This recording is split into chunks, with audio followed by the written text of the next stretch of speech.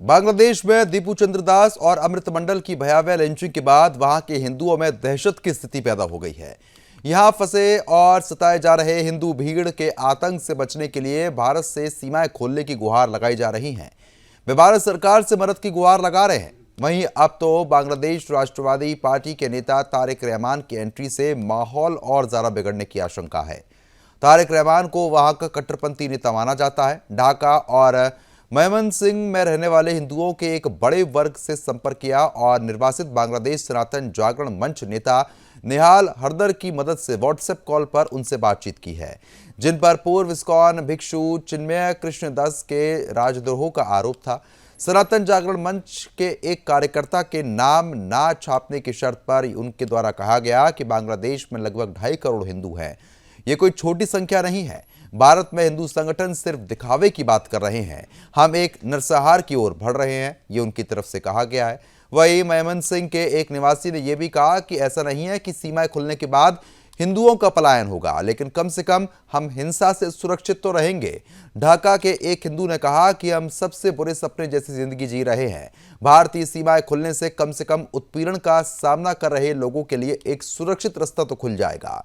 कई लोग बांग्लादेश पर मुश्किल से गुजारा कर रहे हैं, जिसमें दीपू चंद्र दास का परिवार भी शामिल बताया गया है। ये वो लोग हैं जो लगातार उस डर के साए में जीने के लिए मजबूर हैं और लगातार इस बात की गुहार भारत सरकार से लगा रहे हैं कि प्लीज कैसे भी करके बॉर्डर खोलो, हम लोगों को बांग्लादेश में नहीं रहना है, वापस हिंदुस्तान आना है और अपनी जान को बचाना है, क्योंकि वहां पर हिंदुओं की संख्या बेहद ज्यादा गंभीर हो चुकी है। जिस तरीके से 2 हिंदुओं की तो हमने आपको बताया कि हत्या की गई और कैसी हत्या की गई वो पूरे देश ने देखा है, लेकिन उसके बावजूद अब तक जो स्थिति बनी हुई है वो स्थिति बेहद ज्यादा भयावह है। अब जो तस्वीरें आप अपनी लगातार स्क्रीन पर देख पा रहे हैं, तस्वीरें बयान करती है कि वहां की स्थिति कैसी है, क्योंकि जिस तरीके से लिंचिंग के नाम पर ऐसी क्रूर हत्या जो की जा रही है वो अपने आप में बहुत बड़े सवाल खड़े करती है। भले हिंदू वहां पर अल्पसंख्यक की मात्रा में हो, लेकिन अल्पसंख्यकों की अगर हम बात करते हैं तो भारत में जो अल्पसंख्यक है वो सुरक्षित है, उनको कोई डर और कोई भय नहीं है और जीवन व्यापन आराम से कर रहे हैं। लेकिन बांग्लादेश में जो हिंदू हैं उनकी स्थिति इतनी खराब हो चुकी है कि वो बॉर्डर खोलने तक की गुहार लगा रहे हैं। उनको एक उम्मीद है कि अगर बॉर्डर खुलेगा तो कम से कम वो हत्या से तो बच जाएंगे। उनका सब कुछ बर्बाद हो जाएगा, लेकिन कम से कम जान तो बची रहेगी। ये अपने आप में सोचने का विषय हो जाता है और हम सभी हिंदुओं को इसके लिए आवाज उठानी ही चाहिए, क्योंकि एक हिंदू भाई दूसरा हिंदू भाई और न जाने कितने ऐसे हिंदू भाई हैं जो अब तक मारे जा चुके हैं। ऐसे भयावह क्रूरता भीड़ के सामने वो अपनी जान गंवाते जा रहे हैं, लेकिन हर कोई खामोश है, कोई कुछ बोलने को तैयार नहीं है और वहां के लोग सिर्फ इंतजार कर रहे हैं कि उनको सुरक्षित बाहर निकाला जाएगा। कुछ प्रतिक्रियाएं भी सामने आई हैं, वो सुनना जरूरी है।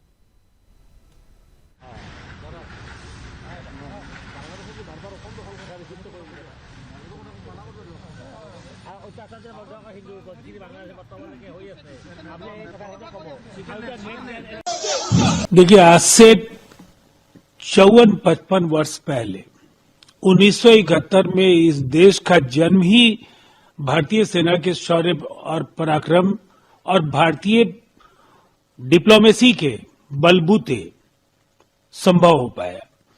और आज जिस तरह से भारत विरोधी वातावरण बनाने की वहां कोशिशें हुई हैं, निसंदेह उससे चिंताएं हैं।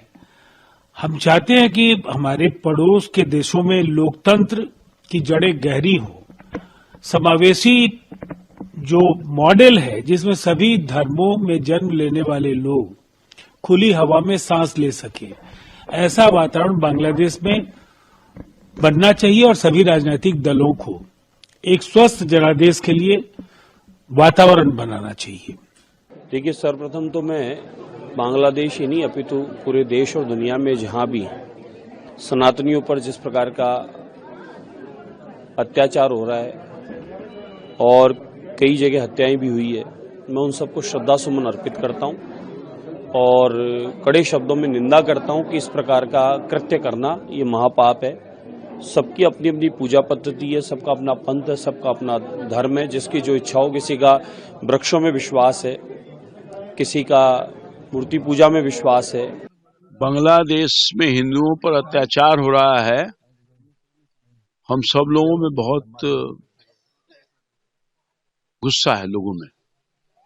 आम आवाम गुस्से में है, मगर विदेश का मामला है, देश का मामला तो है नहीं। तो विदेश का मामला में सरकार ने इसको गंभीरता से लिया है, हमारी जो सरकार है, मोदी जी गवर्नमेंट, और इसका सलूशन निकालने के प्रयास कर रहे हैं। जो एक डिप्लोमेटिक व्यवस्था होता है, उसके स्तर से वहां के प्रतिनिधि को बुला करके भारत की सरकार ने वो प्रोटेस्ट किया है। जितना सब सभ्यताएं हैं वो सब निंदा कर रही है बांग्लादेश की, जो है अलग थलग पड़ गया है, और हमको भी उसी कैटेगरी में सम्मिलित करेंगे इस तरीके की घटना। तो मैं उनकी तरह तो नहीं बोलूंगा, लेकिन जो भी भारतीय असुरक्षित हैं, चाहे वो बांग्लादेश हो, पाकिस्तान हो, यूरोप के देश हों, सरकार को बातचीत करके इस समस्या को सुलझाना चाहिए और अपने नागरिकों की रक्षा करना चाहिए। बांग्लादेश में पिछले साल के सत्ता परिवर्तन के बाद जिस तरह के हालात हैं, जिस तरह से चुन चुनकर हिंदुओं को निशाना बनाने का काम हो रहा है, उनकी संपत्तियों को जलाने का, उनको हड़पने का काम हो रहा है, जिस तरीके से जुल्म जाति अत्याचार बल्कि यहाँ तक जिंदा जलाने की घटना सामने आ रही हैं, वो निश्चित रूप से चिंतनीय है। भारत सरकार ने भी वहाँ के उच्चायुक्त को एक नहीं कई बार बुला करके कड़ा विरोध दर्ज किया है। पूरे देश में विभिन्न संगठनों के माध्यम से इस पर विरोध प्रदर्शन भी हो रहे हैं। मैं समझता हूं कि कई देशों ने, भारत के साथ साथ कई राष्ट्रों ने भी गहरी चिंता व्यक्त करने का काम किया है और उम्मीद करते हैं कि बांग्लादेश की स्थितियां, वहाँ की जो सरकार है उसको संभालनी चाहिए। अन्यथा वहाँ गृह युद्ध जैसे हालात हैं, और जिससे सबसे ज्यादा अगर कहीं प्रभावित हो रहे हैं तो हिंदू समाज के लोग हो रहे हैं। ये हिंदुस्तान बर्दाश्त नहीं करेगा। अभी कोई शासन नहीं, कोई सरकार नहीं है। इस परिस्थिति में कुछ लोग हैं जो हिंदुओं का संपत्ति हड़पना चाहते हैं, इसीलिए जबरदस्ती कर रहे हैं और डरा रहे हैं कि वो छोड़कर भारत आ जाएं, उनका संपत्ति वो ले लेंगे। दीपू के बारे में वही है, दूसरे के बारे में भी। और उनका जमीन लेने गए थे, वो मना किया, रोका तो उसको मार दिया, जला दिया गया। ये लगातार हो रहा है और जो अवैध रूप में बैठे हुए वहाँ सरकार का मुखिया बन करके, इनकी कोई पहुंच नहीं है, ना तो कोई इनके पास इस प्रकार क्षमता है कि वो प्रशासन चला सके। तो फिलहाल जिस तरीके से आपने सुना, जहां पर नेताओं की प्रतिक्रिया भी सामने आ रही है और ये सच बात है, दिलीप घोष को आप सुन रहे थे, उनकी तरफ से भी कहा गया था कि जो वहाँ के हिंदू है उनको डराया जा रहा है, धमकाया जा रहा है, जिससे वो अपनी संपत्ति छोड़कर यहाँ से चले जाए, उस संपत्ति पर कब्जा कर लिया जाए, उस संपत्ति को बेच दिया जाए। ये भी चाल वहाँ के जो ऐसे जिहादी हैं वो ये कर रहे हैं, जिससे कहीं ना कहीं इतनी बड़ी संख्या में जो हिंदू वहाँ पर रहते हैं उनकी संपत्तियों पर कब्जा हो जाएगा। हिंदुओं को डराने का काम हो रहा है, हिंदुओं को जान से मारने का काम हो रहा है, लेकिन हर कोई खामोश है, इस पर कोई आवाज़ उठाने को तैयार नहीं है। तस्वीरें आप देख सकते हैं जहाँ पर हर तरफ, एक तरफ आपको बता दें कि गुवाहाटी में प्रदर्शन की जो तस्वीरें हैं वो हम आपको दिखा रहे हैं। गुवाहाटी में लगातार ये प्रदर्शन यहाँ पर किया गया है, क्योंकि जिस तरीके की स्थिति बनी हुई है, ऐसे में लोग जो है वो प्रदर्शन कर रहे हैं। एक बार फिर से कोलकाता की तस्वीरें आप देखिए, एक तरफ से गुवाहाटी, एक दूसरी तरफ कोलकाता में साधु संत भी सड़क पर उतर आए हैं, उनकी तरफ से कहीं ना कहीं प्रदर्शन जो है वो यहाँ पर किया गया है। मांग की जा रही है कि ऐसे हिंदुओं को तुरंत बचाया जाए जो लगातार वहाँ पर परेशानी की स्थिति में बने हुए हैं। खास मेहमान हमारे साथ लगातार बने हुए, उनका रुख करेंगे, चर्चा को आगे बढ़ा लेते हैं। बीजेपी प्रवक्ता है प्रोफेसर विदु रावल जी, स्वागत आपका। मुस्लिम स्कॉलर है हमारे साथ मोहम्मद अकील खान, अकील जी स्वागत। डॉक्टर प्रवेश कुमार, प्रवक्ता है विश्व हिंदू परिषद के। प्रवेश जी, आपका भी बहुत बहुत स्वागत मैं करता हूं। सबसे पहले शुरुआत विदु रावल जी से करेंगे। विदु जी, क्योंकि जिस तरीके से अब हिंदू वहां के जो है बांग्लादेश के, वो लगातार ये गुहार लगा रहे हैं कि प्लीज बॉर्डर खोल दो, हमें जान, हमारी जो जान है उसको बचा लो, संपत्ति तो छोड़िए, जान बच जाए वही बहुत है, लेकिन अब तक कोई कार्रवाई नहीं, क्यों?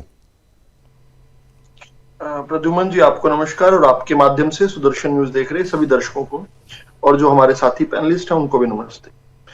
देखिए, पूरे विश्व के अंदर कहीं पर भी अगर कोई हिंदू है तो उसका कस्टोडियन भारत है। भारत जो है उनका अपना स्वाभाविक देश है।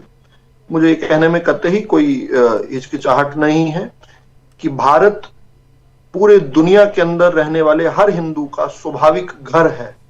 इस नाते से हम जानते हैं कि कुछ हमारी पॉलिटिकल हमारी कुछ कंपल्शंस और कुछ एफिलिएशंस हैं हमारी, और जब देश आजाद हुआ था, जब देश का दुर्भाग्यपूर्ण तरीके से विभाजन किया गया था, उस समय इस देश की पॉलिटिकल लीडरशिप में जो पूर्वी और पश्चिमी पाकिस्तान में रह गए मासूम हिंदू हैं, उनको ये गारंटी दी थी कि आप जब भी भारत आना चाहें, ये मान के चलिए कि भारत आपका है।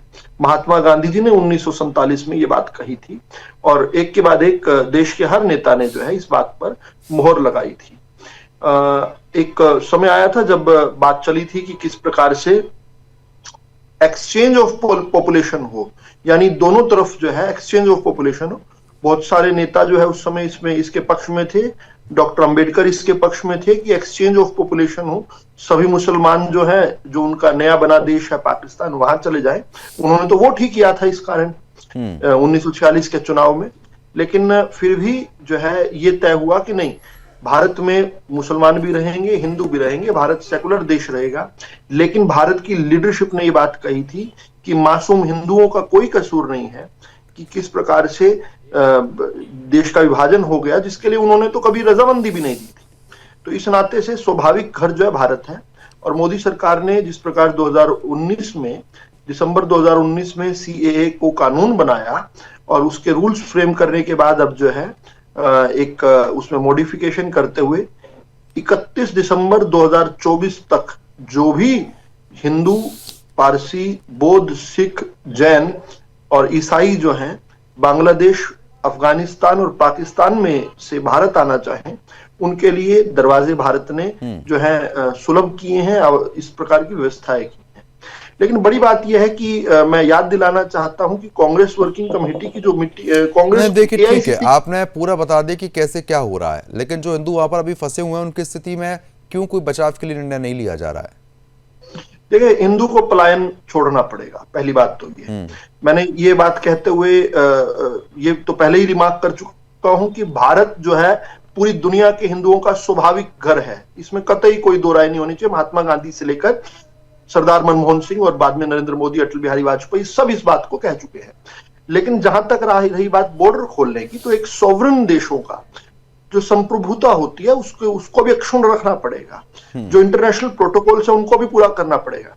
बिल्कुल, वो तो सब चीजें नियम के अनुसार होंगी, लेकिन कहीं ना कहीं थोड़े प्रयास तेज होने चाहिए जिससे जो वाकई में हिंदू है और जो पीड़ित है उनको सुरक्षित और सही तरीके से कम ऐसी सुविधा तो मुहैया हो जाए कि उनकी जान तो बच जाए। प्रद्युमन जी, हिंदू को भी पलायन की आदत छोड़नी पड़ेगी। बिल्कुल। इस प्रकार से बातें आई हैं कि हिंदू बांग्लादेश के अंदर करोड़ों की संख्या में है। कितना है ये? 2.5 करोड़ आपने बताया, लगभग 2 करोड़ के करीब है ही, कम से कम 2 से 3 करोड़ के बीच में है। तो हिंदू भी जो है रंगपुर में इकट्ठे हों, हिंदू भी जो है चिटागांव में इकट्ठे हों। हिंदू संगठित होगा तो हिंदू पर कोई आंच नहीं आएगी। लेकिन हम हिंदू भी तो थोड़ा सा कई बार जो है बहकावे में आकर, कांग्रेस जैसी शक्तियां तो वहां पर भी हैं, सेकुलरिज्म का कीड़ा तो सब जगह काटता है, बराबर काटता है। पूछ लेता हूं, कांग्रेस प्रवक्ता हमारे साथ जुड़ गए हैं। ठीक है, हमारे साथ जुड़ चुके हैं चंद्रमोहन शर्मा जी हैं, स्वागत है आपका। कांग्रेस प्रवक्ता है चंद्रमोहन शर्मा जी। अब देखिए, बीजेपी प्रवक्ता अब भी आप ही पर आरोप लगा रहे हैं कि भैया कांग्रेस जैसी शक्तियां वहां पर भी काम कर रही हैं, जो हिंदुओं को बांग्लादेश में एक नहीं होने दे रही हैं और स्थिति इतनी खराब कर दी है कि वो भारत वापस आना चाह रहे हैं। अब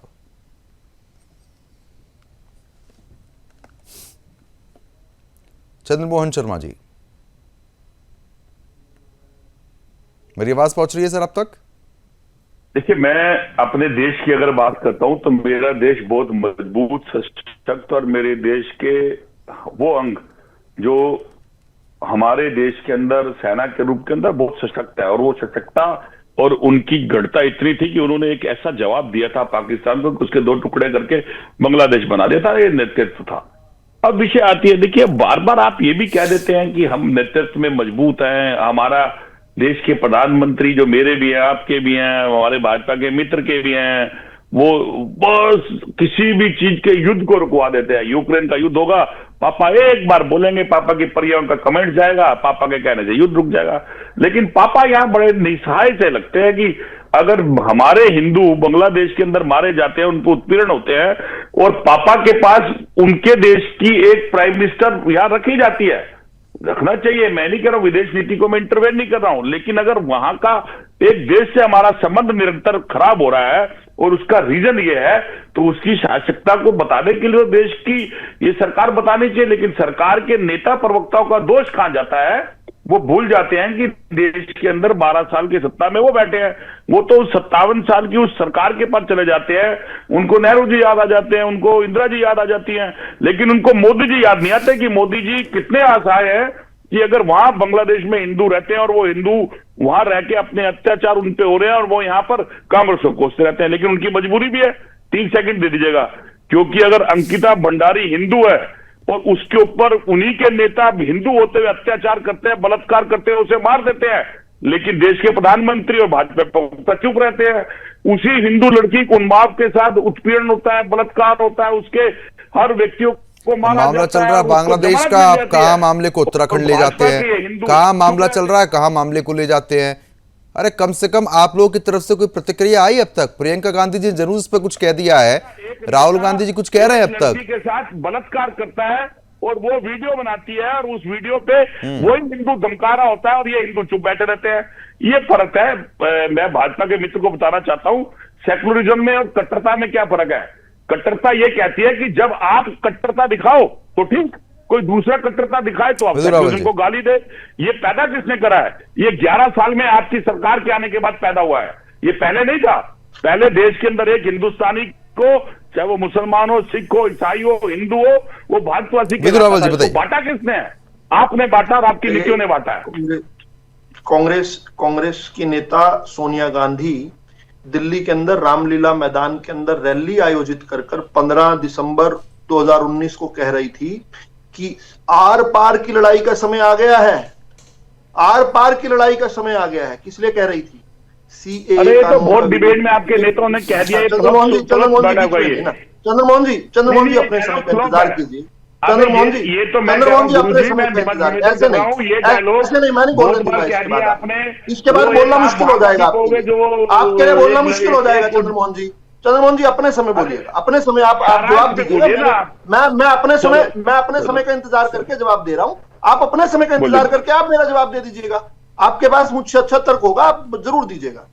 तो एक पहली बात तो ये कि सीएए कानून क्या है, इस उत्पीड़न का रक्षा करने के लिए तो लेकर आए थे। जो हिंदू भारत में वापस आना चाहे, जैन, सिख, बौद्ध, पारसी, ईसाई भी आना चाहे, उनके लिए भी व्यवस्था बनाई थी। और उसका विरोध तो आप लोगों ने लंबे समय तक किया था, रूल्स भी फ्रेम होने में कुछ समय लग गया था उस कारण से। दूसरी बात, 1971 का बड़ी जल्दी से जो है ये याद करवा देते हैं। 1971 में 30 लाख भारतीय, 30 लाख बांग्लादेशी, जिनमें अधिकतम हिंदू थे, उनका नरसंहार किया गया था। उसके बाद भी भारत ने हमला नहीं किया था, पाकिस्तान ने जब आकर हमला कर दिया था 3 दिसंबर और 4 दिसंबर की मध्याह्न रात को, उसके बाद भारत ने तो उस हमले का जवाब दिया था। अब ये कह रहे हैं कि नरेंद्र मोदी जी तो जाकर जो है हमला कर दें, बिल्कुल जो है इनकी ऐसी इच्छाएं हो सकती हैं, अपने नेतृत्व से तो ऐसी इच्छा नहीं रख सकते। ठीक है, मैं और भी गेस्ट उनके पहले रुक कर लेता हूं, उसका जवाब मैं उसके बाद फिर आपसे ले लूंगा। इंदिरा गांधी जी, क्योंकि अब देखिए पुरानी बात करके उस बात का कोई कवर अप करने से फायदा होगा नहीं। प्रवेश कुमार जी भी लगातार बने, अकील साहब लगातार बने, राजनीतिक विश्लेषक भी हमारे साथ जुड़ चुके हैं।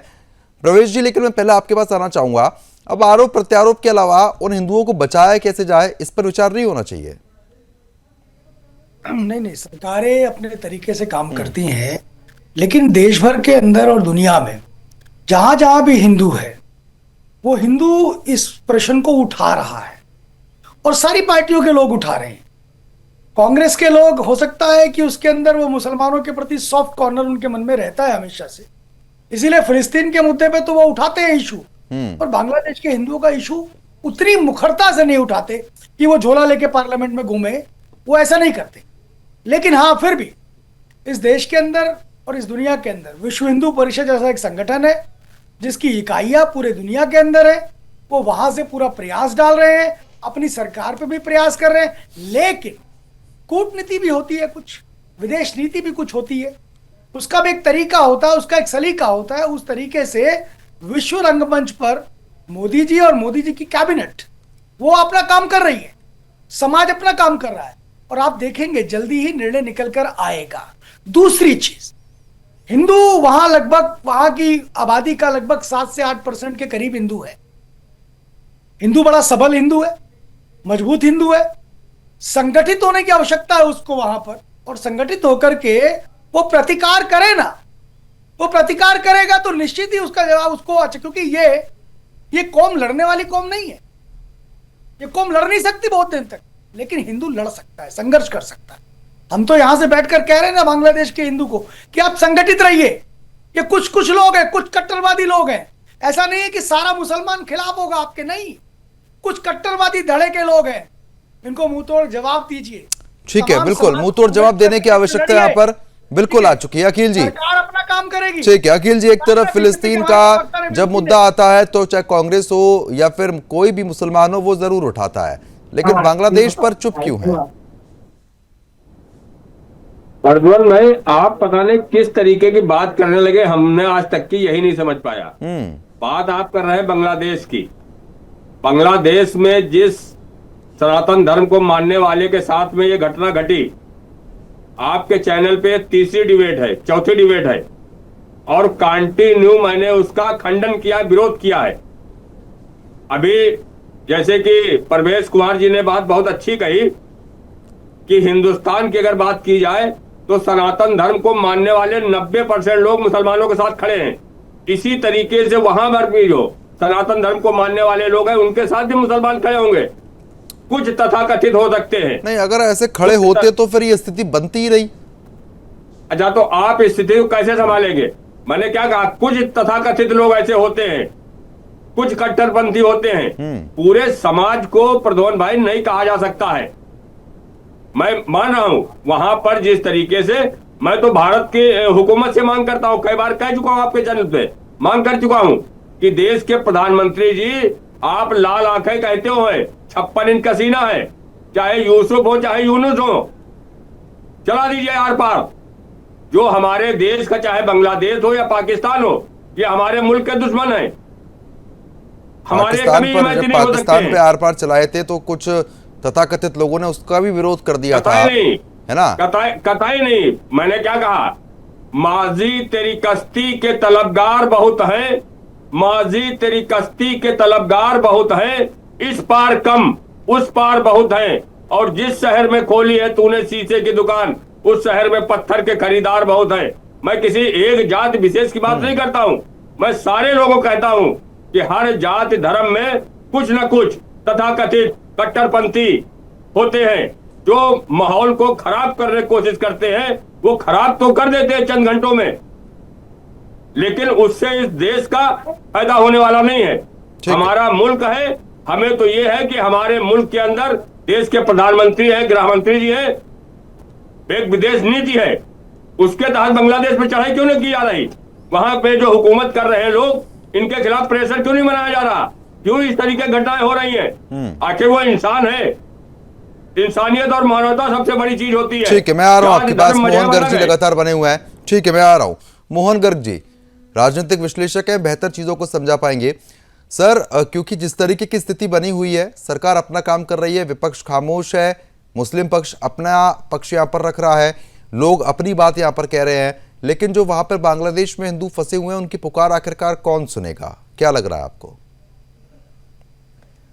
जो बांग्लादेश में हमारे सनातनी भाई बहुत कम संख्या में हैं, उनके ऊपर दिन प्रतिदिन अत्याचार हो रहे हैं। जैसे ये यूनिट सरकार आई है और जो कट्टरपंथी है उनको पूरा सरकारी समर्थन मिल रहा है। ये दीपू दास का भी हुआ, पुलिस के सामने उनको जिस नृशंस रूप से उनकी हत्या की गई, वो हमें वेस्ट बंगाल फाइल जो अभी फिल्म आई थी उसकी यादें ताजा हो जाती हैं।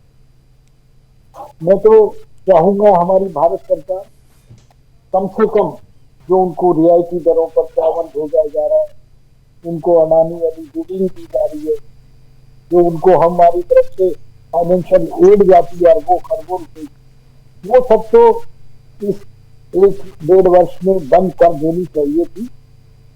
अभी उनके प्रति, बांग्लादेश के प्रति मानवता का जो दृष्टिकोण है वो हमें नहीं अपनाना चाहिए।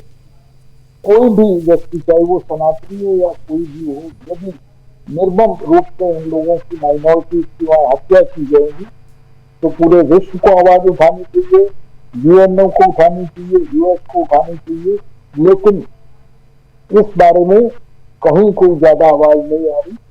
जो सो कॉल्ड बुद्धिजीवी हैं, जैसे अभी कार्टून भी कर रहे हैं, उनके गले में तो शायद फेविकोल जमा हुआ है।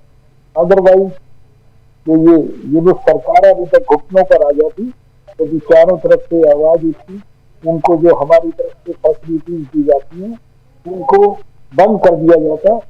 तो जो कट्टरपंथी चाहे वो 10% है, मैं इन भाई से सहमत हूँ, लेकिन उनको जब तक ये शय मिलती रहेगी सरकार की, जमात इस्लामी की, तो ये सब बंद नहीं होने। बिल्कुल, कहीं ना कहीं जब तक इन लोगों को इन जैसे तत्वों को शय मिलेगी तो ये चीजें बंद नहीं होंगी। बिल्कुल आप ठीक कह रहे हैं विदुर रावल जी, क्योंकि मोहन गर्ग जी ने साफ तौर पर कहा है कि कहीं ना कहीं सरकार जो चीजें भेजती है उस पर अगर पूरी तरीके से रोक लगा दी जाएगी तो आधा जवाब तो वहीं आपने दे दिया।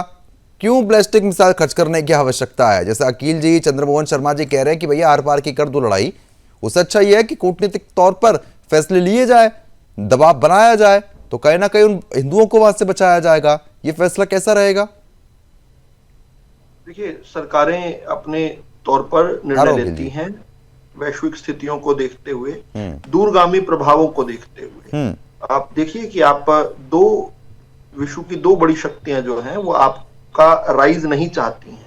आप दुनिया की तीसरी बड़ी शक्ति बनते जा रहे हैं और आपका राइज देखते हुए दूसरी शक्तियां जो हैं बड़ी असहज हैं। आप नहीं चाहेंगे कि वो आपके पड़ोस में आकर अड्डे बनाकर बैठ जाएं।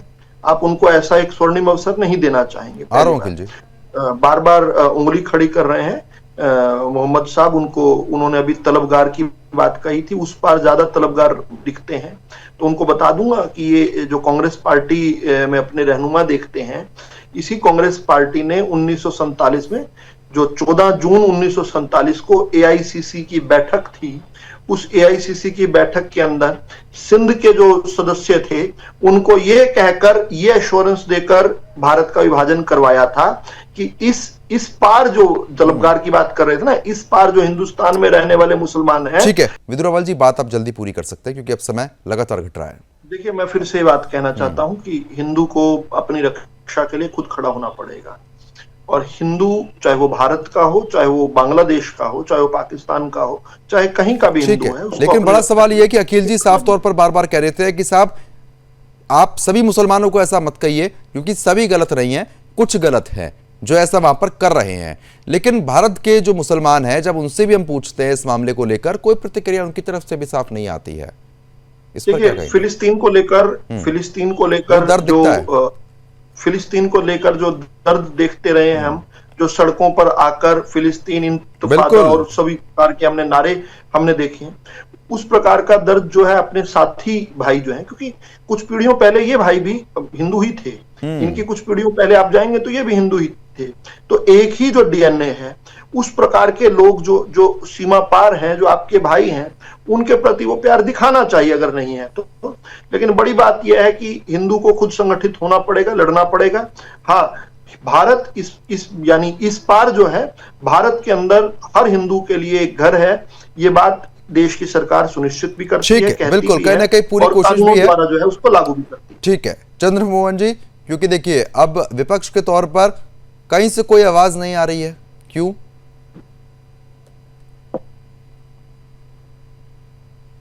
देखिए, बिल्कुल मैं आपकी इस बात से विरोध करता हूं, खंडन करता हूं प्रद्युम्न जी, कि अगर कोई ये कहे कि विपक्ष उस बात का तरह बोले जैसे भारतीय जनता पार्टी के नेता बोलते हैं, तो बिल्कुल इसका विरोध हम करेंगे। उसकी बात के लिए तो अभी भाजपा के प्रवक्ता इस बात का जवाब दे रहे हैं, हिंदुओं के लिए तो साफ बोलिए। प्रधानमंत्री, अब मैं उनके कहूंगा सर, मैं दे रहा हूं ना, मैं जवाब दे रहा हूं। उनके देश के, हमारे देश के प्रधानमंत्री चर्च में जाकर खड़े हो जाते हैं, उन्हीं के भगवाधारी गुंडे और उन्हीं के भाजपा के गुंडे चर्चों के ऊपर गुंडाई करते हैं और उनकी डेकोरेशन को तोड़ते हैं। नहीं होती हिंदुस्तान है, टोपी वाले गुंडे कब कहा था? वातावरण हो रहा है, आखिरी बार टोपी वाले गुंडे कब कहा था? बीच में नहीं, आप ही बोल रहे थे, बीच में नहीं बोलना, टोपी वाले गुंडे, आप ही बोल रहे थे। दाढ़ी टोपी वाले गुंडे आखिरी बार कड़वा होता है, भगवाधारी गुंडे क्या होता है? इसमें दर्द भी होता है, भगवाधारी गुंडे क्या होता है? क्या होता है भगवाधारी गुंडे? तो सच कड़वा होता है, पता है। किसी भगवाधारी ने आपके शादी करवाई होगी, आपके बच्चों का जन्म हुआ होगा, किसी भगवाधारी ने पूजन किया होगा। क्या होता है ये भगवाधारी गुंडे? भगवाधारी गुंडे क्या होता है? सही किया तो फिर आप ही के भाजपाई गुंडे कभी कहा है दाढ़ी टोपी वाले गुंडे, कभी बोला है दाढ़ी टोपी वाले गुंडे, अहमदाबाद में के नारे लगाते तो अगर देश में तुम्हारे गुंडई जो भगवान के धर्म के नाम पे गुंडई करें वो ठीक, और किसी और मुल्क के अंदर अगर धर्म की कठोरता का गुंडई करे कभी कहा है दाढ़ी टोपी वाले गुंडे। चलो ठीक है, एक एक करके बात करेंगे। देखिए चर्चा ऐसे आगे नहीं बढ़ सकती है, एक एक करके बात करेंगे। बड़ी बात यह है चंद्रमोहन जी कि विपक्ष इस पर चुप क्यों है? मेरा वक्तव्य रह गया। प्रद्युमन जी, हिंदुओं की तुलना उनसे देखिए मैं दे रहा हूं, मुझे थोड़ा सा समय दिया। देखिए बेसिक क्या है कि जब देश के अंदर दो नीतियों पे काम होगा और दो नीतियां ये होंगी कि अगर हम करें तो वो अच्छा और दूसरा करे तो वो कड़वा, तो आपके सामने उस तरह की चीजें आएंगी। उन चीजों के आने के कारण देश की कूटनीति पे राहुल गांधी जी लोकतंत्र की बात तो विदेशों पे कर देते हैं, विदेशों की धरती पे जाके कर देते हैं, लेकिन बांग्लादेश के लिए क्यों आवाज निकलती है? मैं दे तो रहा हूँ चंद्रमोहन जी जवाब, मैं जवाब देने की बैठा हूँ। बांग्लादेश वाला ही अब बेसिक क्या है कि अगर राहुल गांधी को बांग्लादेश वाला ही लोकतंत्र चाहिए, हिंदुओं के साथ अत्याचार हो रहा है को यही तो वो कहते बिल्कुल हैं। निंदनीय है। उसके लिए सरकार को कठोर कार्रवाई करनी चाहिए, जिसके लिए राहुल गांधी जी की आवश्यकता नहीं है। राहुल गांधी जी या कांग्रेस का विपक्ष भी तो ऐसे मुद्दे उठाता है ना, सरकार तो अपना काम करेगी, विपक्ष क्या कर रहा है फिर? मैं आपसे विपक्ष बस ईवीएम SIR पे रहेगा। डिबेट आप करवा रहे हैं, मैं अमिताभ बच्चन की फिल्मों की बात करूंगा, यहाँ पर जॉनी वॉकर की बात करूंगा, तो आप कहोगे ना कि बांग्लादेश में बात करो, या मेरे को आप जॉनी वॉकर पे बोलने दोगे या अमिताभ पे बोलने दोगे? तो देश के प्रधानमंत्री कमजोर तो नहीं है, भाजपा के नेता प्रवक्ता इतने कमजोर तो नहीं है जो संविधान बदलने की बात करते हो और छोटे से मुल्क के आगे बढ़ जाते हो? ये कह दीजिए आप। यानी कि विपक्ष नहीं बोलेगा, यानी कि विपक्ष इन मुद्दों पर नहीं बोलेगा ना। आप ले देके प्रधानमंत्री, गृह मंत्री, बस दो लोगों को पकड़ के रखिए। इसी वजह से कांग्रेस की आज ये स्थिति हो चुकी है। मुद्दों से बचना है आप लोगों को, सिर्फ प्रधानमंत्री, सिर्फ गृह मंत्री, बस दो ही लोग नजर आती है कांग्रेस को। पूछ पा रहे भाजपा के नेता से। मैंने तो सबसे पहले उनसे सवाल पूछा था कि क्यों हो रहा है ऐसा, बचाया क्यों नहीं जा रहा है? वो फिर कबूतर जब बिल्ली के सामने बैठ जाए और आंखें घुमाने लग जाए तो पूछो ना उनसे। अरे आप हिंदू होकर हिंदुत्व की बात करते हो हिंदुस्तान में, और हमारे हिंदुओं के साथ राहुल गांधी जी कहां पर जाके क्या बात करते हैं हर किसी को पता है। मेरा पहला सवाल बीजेपी प्रवक्ता से था कि क्यों नहीं बचाया जा रहा हिंदुओं को, मैं पहले ही पूछ चुका हूं, मैं आ रहा हूं आपके पास। उस पे ठोस जवाब पूछे इनसे। जवाब ले लिया मैंने। प्रवेश जी बताइए, फिर मेरे को मुस्लिम स्कॉलर का भी रुख करना है। प्रवेश जी बोलिए जल्दी। तो आज ये दिन देखने ना होते। ठीक है प्रवेश जी। एक बार चंद्रमोहन जी को बंद कराइए। देखिए प्रद्युमन जी, सरकार अपना काम अच्छे से कर रही है। मैं फॉरेन पॉलिसी मैं पढ़ाता हूं प्रोफेसर यूनिवर्सिटी में, और SIS में प्रोफेसर हूं, है ना, स्कूल ऑफ इंटरनेशनल स्टडीज में प्रोफेसर हूं। सरकार बहुत अच्छे से स्ट्रेटेजिक जो मूव कर रही है वो कर रही है, उसका रिजल्ट निकल कर आएगा। ठीक है, एक चीज। और हिंदू समाज पर वहां अत्याचार हो रहा है, वहां की सरकार पे बहुत प्रेशर है। दूसरी चीज, इनको किसने बताया कि वहां के पूर्व प्रधानमंत्री यहां पर भारत में, ये कांग्रेस जो अनर्गल बातें कर रही है, किसने बताया आप? ये हमारी फॉरेन पॉलिसी का हिस्सा हो सकता है, ठीक है, हमारे लिए सिक्रेसी का विषय हो सकता है। आपको किसने बता दिया कि वो यहां रहती, यहां है? इसका ये कहकर के आपने वहां हमारे हिंदू समाज के लोगों को और खतरे में डाल दिया। ठीक है, थोड़ा सोच समझ कर बोलिए। और देखिए, कांग्रेस पार्टी का एक इतिहास है, वो इतिहास है प्रो मुसलमान का। अब प्रो मुसलमान के चक्कर में उन्होंने आज अपने को बड़ी पार्टी से एक क्षेत्रीय दल के रूप में अपने आप को स्थापित कर लिया है इस देश के अंदर। 70 के दशक में मुझे लगता है कि कांग्रेस से अच्छी स्थिति तो समाजवादी पार्टी की है। मुझे ऐसा लगता है कि कांग्रेस से अच्छी स्थिति समाजवादी पार्टी की है। वही कह रहा हूं ना, आज एक्चुअली क्या है, कांग्रेस के साथ वो मुसलमानों के साथ भी खड़ा होना चाहती है और अपने आप को हिंदू भी बताना चाहती है। और हम क्या कह रहे हैं? हम कह रहे हैं आप हिंदुत्व की बात करिए ना। हिंदुत्व की बात करते ही आप सारे समाज को शामिल कर लेते हो, उसमें किसी को एक अलग से देखने की जरूरत क्या है आपको?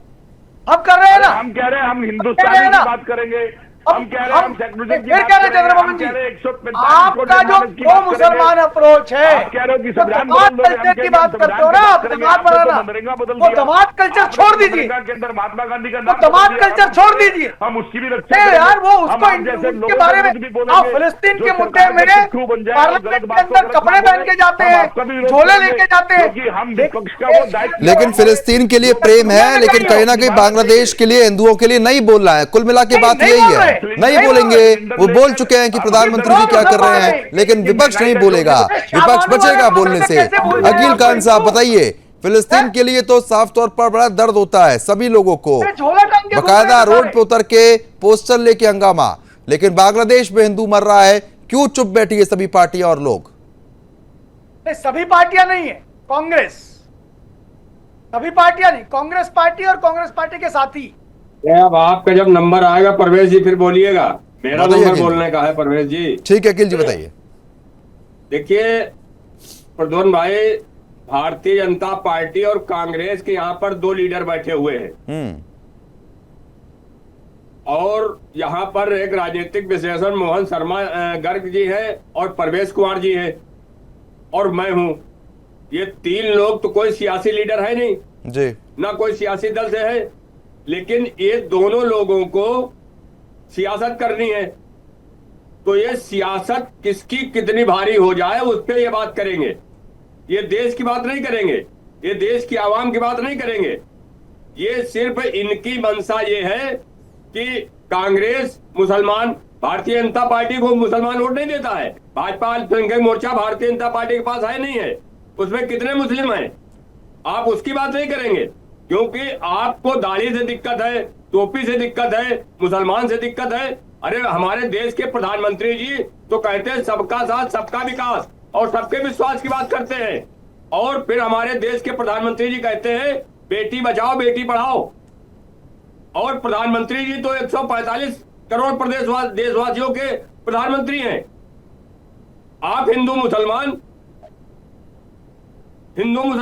हर जगह पे, हमारे देश के प्रधानमंत्री जी तो इस तरीके कोई बात नहीं करते हैं, गृह मंत्री जी तो इस तरीके की बात नहीं करते हैं। जिसको अपनी सियासत ऊंची करनी हो, मुसलमान को कहना शुरू कर दो। हम लोग कोई प्रबंध सियासी दल के लोग नहीं हैं, लेकिन मैं कहता हूं देश सुरक्षित हाथों में रहना चाहिए। वकालत कर रहे हैं, सुरक्षित रहेगा। मैंने हमेशा कहा अकील जी की पांचों उंगली बराबर नहीं होती है, इसलिए हर मुसलमान गलत नहीं होता है, लेकिन अधिकतर केसों में जिहाद कौन करता है, कौन करता है वो पकड़ा जाता है। समर्थन किया मैंने कई बार आपकी इस बात का समर्थन किया कि समाज के लोग हैं, कोई गलत हो सकता है, लेकिन किसी समाज के सारे समाज को कहना यह निहायत गलत बात है। ठीक है, एक बहुत छोटी सी आखिरी प्रतिक्रिया ले ले रहे हैं, समय कम है। मोहन जी, आपको क्या कुछ स्थिति अब लग रही है, क्योंकि पार्टियों की अपनी अपनी राय है, लोग अपनी अपनी राय रख रहे हैं, क्या कुछ समीकरण आपको लग रहे हैं? एक आखिरी प्रतिक्रिया। देखिए, जो अभी मेरे मौलाना भाई जी ने भी बोला कि मोदी जी सबका ध्यान रखते हैं, उनके कार्यकाल में सबको बराबर का हक मिलता है, उनके नेतृत्व में चाहे हिंदू हो मुसलमान हो गरीब आदमी उसको गैस का सिलेंडर भी मिलता है, उसको घर भी मिलता है, कहीं कोई मुसलमान के साथ अन्याय नहीं होता, ना ही क्रिश्चियन के साथ होता है, ना ही और किसी माइनॉरिटी के साथ होता है। इसलिए हमें हमारे प्रद्युम्न भाई जी ने कहा हिंदुओं को संगठित होकर मजबूती दिखानी पड़ेगी। बिल्कुल, चलो ठीक है, अब समय कम है सर। मोहन जी आपका भी बहुत बहुत शुक्रिया, सभी मेहमान आपका भी बहुत बहुत शुक्रिया, आप हमारे साथ जुड़े, इस मुद्दे पर विस्तार पूर्वक चर्चा करी। कुल मिला के इस डिबेट का निष्कर्ष ये निकला कि हिंदुओं को एकजुट वहां पर होना पड़ेगा, संगठित रहकर अपने आप को बचाना पड़ेगा। सरकारें अपना काम कर रही हैं, लेकिन जब तक स्थिति संभलती नहीं है, एकजुटता बेहद ज्यादा जरूरी है। अभी के लिए सिर्फ इतना ही, नमस्कार।